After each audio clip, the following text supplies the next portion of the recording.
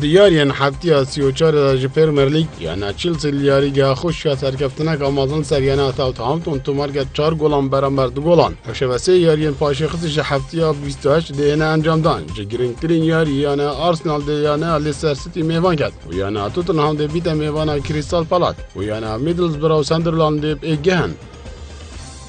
دیارین لالیگا دا هفته 34 دا اتلتیکو دیگل ویاریال تو شکستنی با گلا کی وین برابر و ملاگا سرکفتن سرگرنادا تومار کرو خیخون اسپانیول گلا کی و کوون و افشفه برشلونه سرکش لالیگا دی اوساسونا میوان کرد و یعنی والنسیا دی ریبریانا ریال سوسیداد بیتو ریال مادرید دی بیت میوان دیپورتیو لا کارونیا